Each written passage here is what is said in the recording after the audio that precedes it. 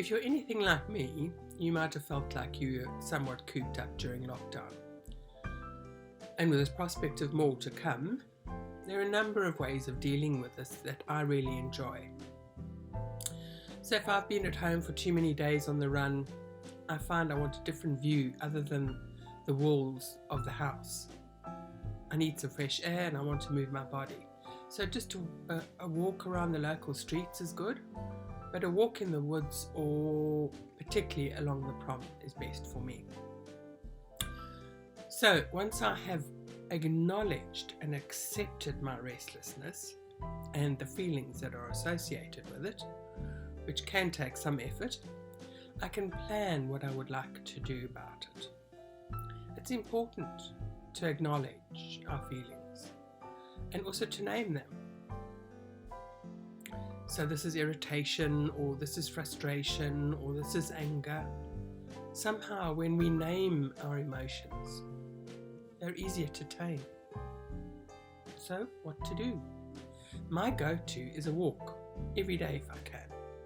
So I can get some fresh air, and it's a bonus if the sun's out. Getting out in fresh air is good for blood pressure and lowering our stress levels, and sunlight stimulates our bodies to produce vitamin D, which is a great immune and mood booster, particularly under the present circumstances. Another well-being boost comes from our connection with others. So during lockdown, I have connected with loved ones using a conventional landline. Imagine that. Zoom, FaceTime, WhatsApp, house party, YouTube. I've had to learn all of these because we really do thrive from connection with others. And when we make an effort to connect with others, we tend to focus less on our own situation. So it's win-win, as we get a sense of happiness for ourselves from knowing that we've made a difference to someone else's day.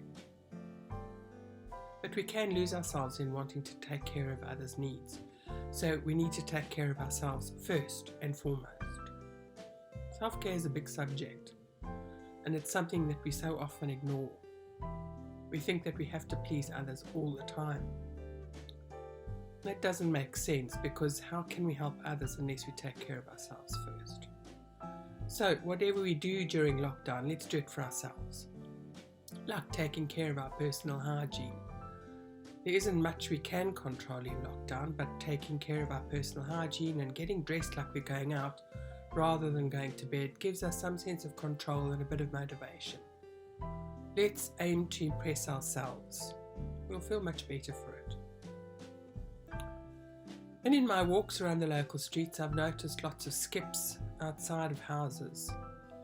So clearly lots of work's been done during lockdown. And even if you don't need to change anything structurally, you might want to clean out some cupboards.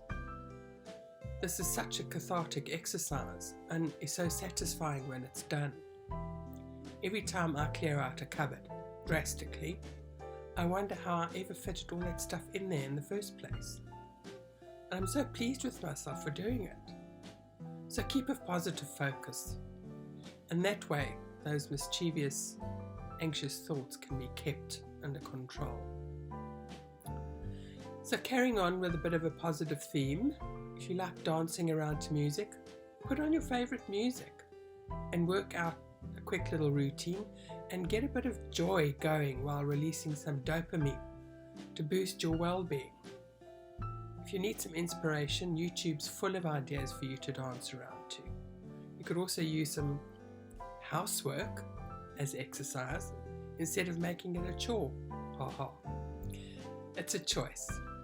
It's always a choice. Yes, I know, how can you say that? But keeping your surroundings clean is also an act of self-care, and it really is satisfying when it's done. And if you like putting things down on paper, try a gratitude journal. I find when I write something down that's heartfelt, that I'm grateful for, somehow seeing it in writing and reading it, I surprise myself about what actually comes from my pen. And then how good I feel, As strange as that might sound, give it a try and see how it makes you feel. Just write down one small thing that you're grateful for, no matter how small. And if this works for you, do it on a daily basis. Of course, I would be very remiss if I didn't mention mindfulness. Staying present is one of the most effective ways of warding off feelings of stress, anxiety, and feeling down, particularly when feeling trapped at home.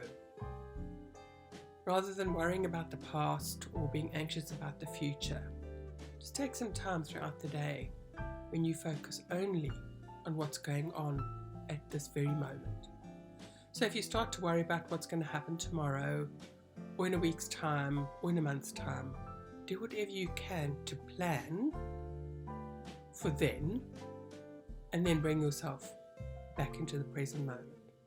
Maybe appreciating the roof over your head, or if there's sunshine, or if there's rain watering the earth, or if you can hear birds singing. Just throughout the day, be aware of your breath entering and leaving your body. So simple, but so powerful. We've all been challenged during lockdown, and it's important to be kind to ourselves during these difficult times by not putting too much pressure on ourselves. So do what you can and congratulate yourself for little things.